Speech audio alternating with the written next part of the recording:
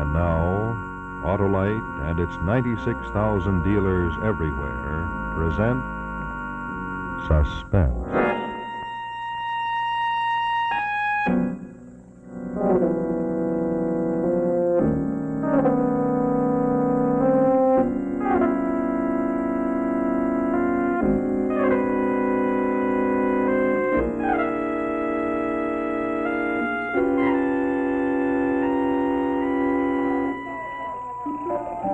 And there I was, a bag of skin and bone, lying on the banks of the river Orinoco, with an arrow wound in my boot.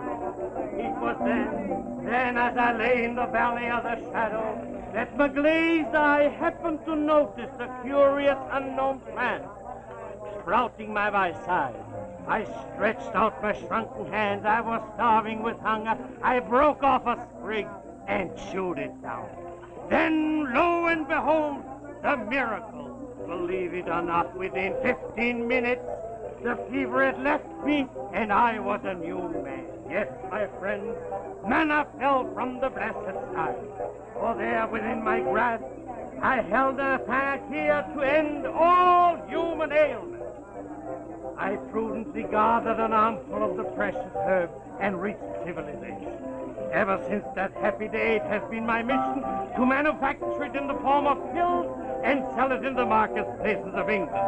Now here within this little bottle is the distilled elixir, which we may purchase for the price of only 1 shilling a box. Now who will be the first buyer? 1 shilling is the price.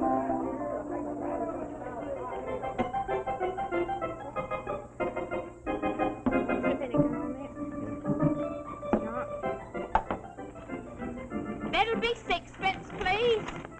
Hurry up, my girl. I haven't got all day to wait. You wait your turn. Who do you think you are? Henry VIII or the fat boy of Peckham? That's quite a comedienne. She ought to be in the music hall. You got the looks for it. Oh, thank you for nothing. Now, what'll it be? Addis, Whiting, Place, or... Well, when I first came in, I fancied a nice piece of Dover sole. But now that I've seen you, I can think of something I like better than fish. Such as? Such as a little kiss to whet my appetite. Here, you take your hands off me, you... That's a nice little flipper you got there. What's your name? Beatrix. My friends call me Bee. Bee, eh? A little honeybee? Oh, you ain't half got a nerve for a stranger. Here, there, you're gonna stand there all dirt chewing the fat. Oh, anybody think he'd got the place? All that's the matter, please. Say, who do you think you're pushing? I don't think I know. A fake, that's who I'm pushing. A fraud. Who is a fraud? You are, you great fat bladder of lard. I happen to work in the chemist shop here. I took his panacea, as he calls it, to my governor. I had him analyze them pills. Nothing more than bicarbon sugar. Bicarbon sugar, that's what they are. Take back those words. Dr. Potterson. Dr. Maillard. You're a dirty lying quack. Come on, now, you must go. Hey, let go of me. Easy now. And good riddance. He sold his last pill in Hollingford. Dr. Blasted Potterson. That's right, now you drink that up. That's a good one. And here within this little bottle is the distilled elixir, which you may purchase for the price of 1 shilling a box. Now, who will be the first? Who will be the first customer? Hey, White, it might be a good notion to buy some from him. Then he might remember you later when we get down to the real business, eh? Yes, but you'd better stick here. I don't want him to see you yet. You'll need all your wits about you for the job you do on him later. I won't be long. Robo, I'll do it. That's them, all right. Clean-shaven, dark complexion, 5'9", check cap. And the girl, red hair, pretty, turned-up nose, check skirt, straw hat, stockings beige.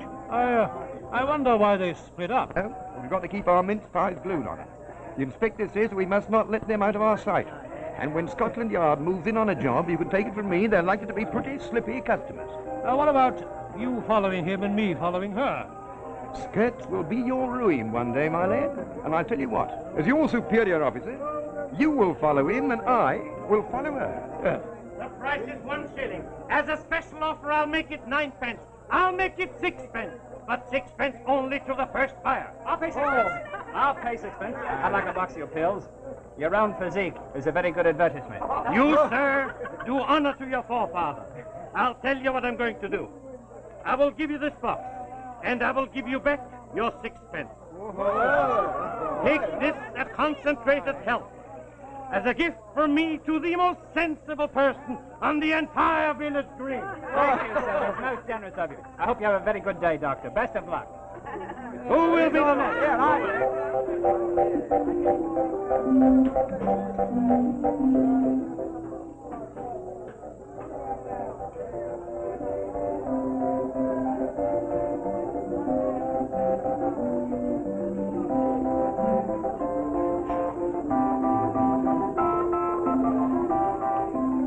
Well, I think I got his attention all right. He'll remember me. Good, let's go over to the Crown Boys. They're set to be there within the hour. Come on.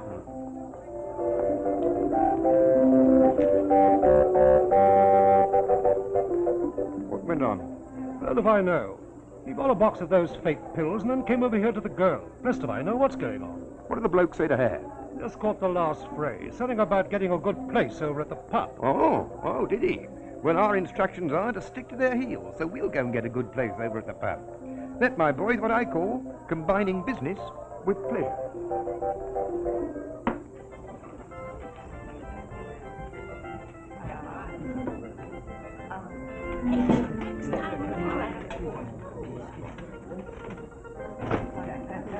Hi, Mum. How about another gin? Oh, put some peach bitters in it. All right, gin and peach bitters, eh? Yes. All right. That little bit of fluff's developing quite a thirst. That's her third gin. Yes, she certainly has a capacity. Can't you use any word under 3 syllables? Good evening, my good. Oh, lost the tongue. Good evening, Martell. As per usual, double Martell and dry ginger. Yeah, Mum, I'll save you the trouble of my drink. All right. Oh, I'm sorry. Yeah. Thirsty weather, eh? Yes, a bit too thirsty for me. Well, you're in the best place in the world to put that right. Yes, it'd be better off if only buy me another drink. Won't he? No, not him. He's afraid I'll get drunk. Now I ask you, do I look the type of woman to you who gets drunk? I should say not. Here, have a drink on me if your fella's too mean to give you one. Hush, be quiet. He might hear you. Then he'd knock you down. Who, him? Yes. Don't tell me this is your consort. I seem to know the face. I was your first customer. Why, of course. The most sensible man in Gladwin. You sure showed a lot of sense to pick this high-stepping filly for your wife. I suppose I did. Better watch out. Somebody might steal her from you. You'll join us in a drink, won't you? Yes, don't mind if I do, thank you. I'll have a bitter. Ma, find a bitter. Another double for me. Your wife was just warning me about you. Oh, he's a regular target when he gets aroused, ain't you, Fred? Yes, I can see the holy terror. A real fighting man. That's my motto in life. Fight and win. If you want wealth, fight for it. If you want to talk to a pretty woman in a pub, there's no reason why you shouldn't. Or is there? Here's hoping. Oh, you have got a swallow. I don't like the way the wind is blowing. For once in your life, you said something right. It's going to be a stormy night.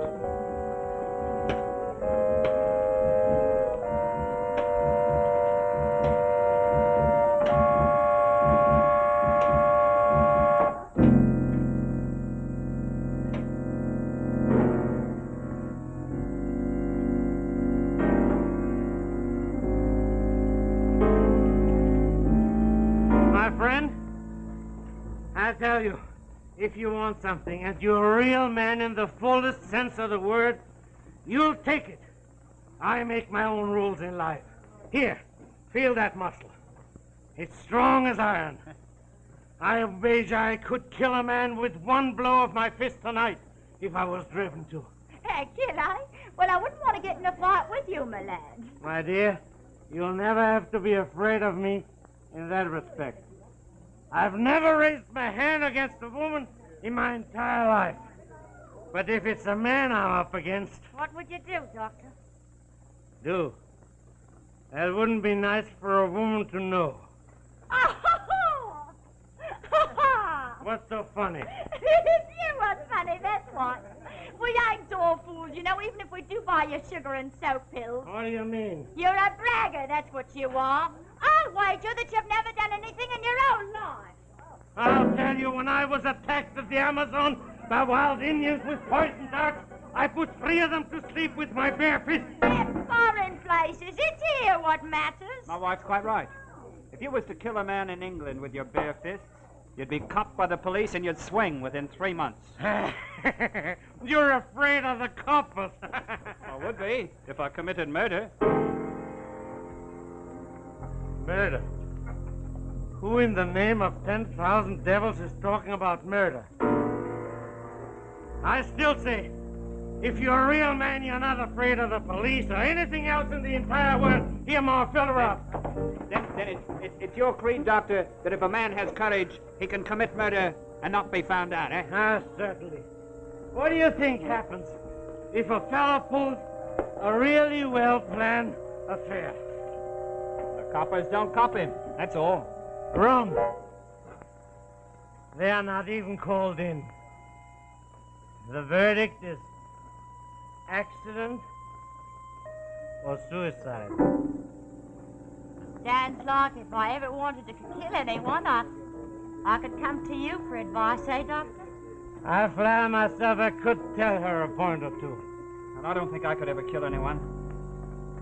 Not that there aren't people who deserve to be under the sod. One in particular. Whenever I think of him, my blood goes all curdled like inside of me. Rolling in wealth he is and did me out of my share of my father's will. Every time I see him stepping into his first-class carriage, I'd like to bash his smug dial to a pulp. That's good, Willie. I'm glad you have some real red blood trickling through your veins. Anyhow, I doubt if even you could tell me how to get rid of this blackguard. He's so scared of burglars, nobody could ever get into his house. If you can't kill him in his house, kill him in the street. What's so funny about that, Mr. Know-It-All? I'll tell you that you couldn't no more knock off this fella any better than me husband could. Ah, there's always a way. There's always a way. All right, then. Tell us the way. Tell me husband the way, Dr. Cheap Jack. All right. I'll take up the challenge. I'll undertake to tell this underling how to eliminate this enemy he has a grudge against. But first I must know who the victim is going to be. Now tell me, my little man, who is it you have an urge to remove from this veil of tears? I'd like to murder my brother.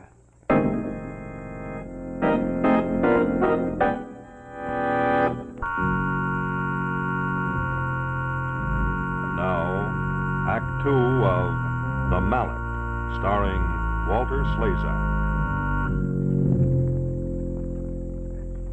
So you want to murder your brother? Give him his quietus, as the bard puts it. I'd like to see him lying dead at my feet. You heard what he said, Mr. Know-It-All. Now prove you're boasting. You got a test case, me husband's brother. Why the devil do I know what the best plan is if I don't know the man or anything about his ways? I'll tell you anything you want to know. All right.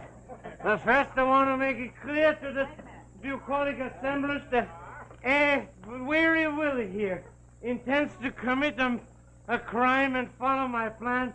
I'm in no way responsible. Now, is that clear? Now, tell me, Weary Willie, where does that black-hearted brother of yours live? Millport. That's 6 stations from Gladwin here. If I remember, you mentioned something about his traveling first class in a train. Why, he lives in a house like a mansion and has a couple of Rolls Royces. Made his fortune doing other people down. Wait a minute, if he has a couple of Rolls Royces, why would he bother to travel in a train? Because he's a flaming miser, that's why. Because the railway fare is cheaper than petrol. Phooey. But it's easy. It's easy. The man's got to be killed on a train. How? Tell me, is this creature a man of habit? He runs his life like clockwork. Catches at 9 o'clock in the morning, sits in his office all day, and takes a 6:30 back home. It's easy. You gotta board his train, go in the next compartment, make sure both compartments are empty. Most likely they will be if he travels first class. Then what do? I suppose you strolls in as bold as brass and you strangles him with your bare hands, the way you do the natives and the Amazons, eh? Wrong again, Mrs. Clever. You gotta use a weapon. Oh, a weapon, eh? He means what the police calls a blunt instrument, Ducky. I get you. It's a golf club or a croquet mallet, eh? No, it's too big. People would notice it. A carpenter's mallet might be more to the point. I'm a carpenter myself by trade. There's a little mallet, about so big we sometimes work with. That'd be a handy thing to beat out somebody's brains with. That's it. A small-sized mallet is just the thing. All right, Doc. So you've got your weapon. You're in the train, by yourself. The man I want to kill, my brother, is in the next compartment. So what? What do you do next? I'll tell you.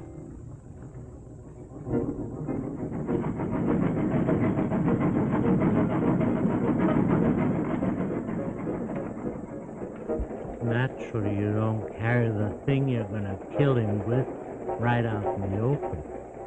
It's gotta be hidden. So you carry a bag. A black Gladstone bag for choice. It's so unobtrusive.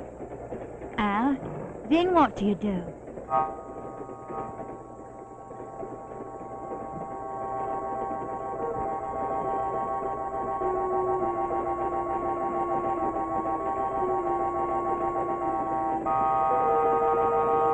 You gotta know your journey.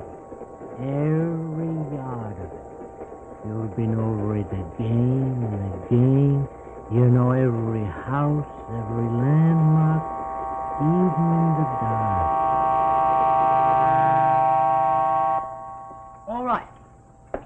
So you goes in the corridor and waits. You knows the route. But tell me, what's the point of the waiting? Yes, why don't you dash in and finish him off pronto? The sooner the better, I'd have thought. That's just where you'd hang, Weary Willie, and I wouldn't. You know, it's night, but still people are always watching trains. Little kids from back windows. You gotta wait your opportunity when no one can see you. And where might that be? There's a good-sized hill between Tweedle Station and Oxney Flitch. Yes. That's right, Doctor. Now, how does a train go through a hill, huh? It doesn't climb over it. The tunnel, of course, the tunnel. That's a brilliant stroke, Doctor. Did he get it? They're certainly getting a plan out of him. Let's get a bit closer. We mustn't miss a word of this. There's one thing. Suppose, when you rush into the compartment with the mallet, he puts up a fight and pulls a communication cord. Ah, you fool! Who's talking of rushing in with a mallet and killing strangers? We are talking of taking revenge on somebody who's wronged you. Somebody you know and somebody who knows you.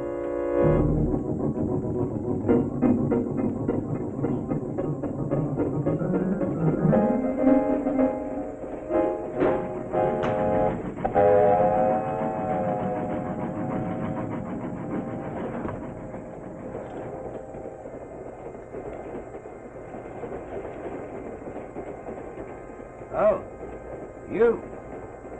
When have you taken to traveling first class? I've had a bit of luck.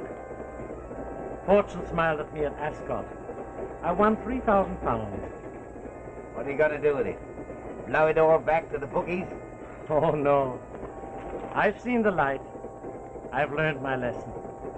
I'm going to buy me a little tobacco business. Well, I'm very glad to hear it.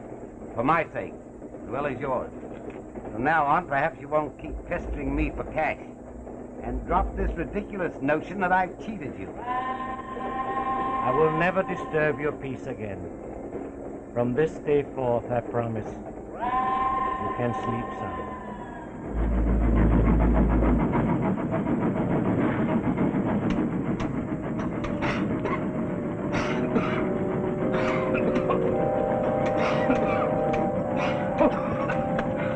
Close the window. I always forget this blasted tunnel.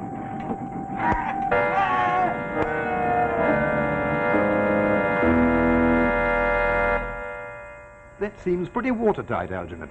And neat, to say the least of it. Most ingenious. Now comes the real problem. You've killed a man. Nobody's seen you. But what do you do with the body? That's been the downfall of most criminals. Hi, you ain't so dumb after all, Fred. And you ain't out of the woods yet, Dr. Cheap Jack. What do you do with the body? You all got the brains of gnats. Naturally, you've got to dispose of the body. That's easy to any man of brains. No, isn't there a river to cross with a big bridge just before you come to Oxley Flint Station? That's right, Doctor. Well, come on, you lily-livered sheep. Use your imagination. The train crosses the bridge. You open the door. You pick up the body. And you throw it out the window. It's down into the river. It's a 20-foot drop with rocks. They find the body. Poor fellow. He had an accident.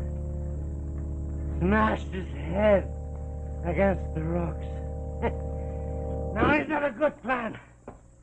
Now is that a good plan? Foolproof! Foolproof, you win the argument. And now perhaps you'll have a last drink for the road with me and Nellie. We must be on our... No, everybody has a drink on me. The drink's on me, Ma Farrah. You know, Doctor, I've been thinking. Your plan ain't so foolproof after all. There's a flaw in your ointment, so to speak. What flaw? The mallet, Doctor. What about the melon? You can't throw it into the river afterwards. It might be washed ashore somewhere. My old gal's got you there. The mallet, the mallet. The mallet, Doctor. Tell us, what would you do with it, the mallet? The mallet! The melon. Isn't there a slag heap just by the gasworks? An incinerator where they burn the rubbish? It's right, love, there is, right beside the railway line. There's your answer. You take the mallet, you throw it on the slag heap, and in 2 minutes it's burned to a cinder. So that's how you did it, Partisan. You haven't been telling me how to kill my imaginary brother. You've been reliving a crime you committed yourself.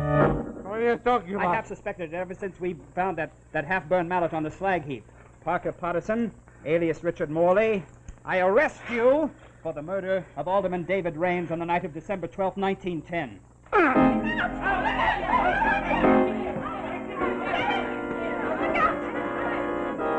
Nice work, boys. Thank you. Nice work. Always proud to cooperate with Scotland Yard, sir. Who the devil are you? Scotland Yard. I'm a detective, and this is my wife. May you both rot in. That will be your privilege, Partisan. And incidentally, I don't accept gifts from murderers. Here is your life-giving herb, although I don't think it will do you much good when you're dangling from the end of a rope. Take him away.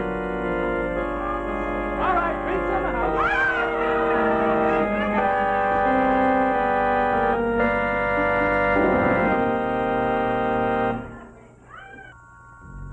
Portions of this program were mechanically reproduced. Heartwarming story of suspense, Dancing Dan's Christmas by Damon Runyon. This is CBS, the Columbia Broadcasting System.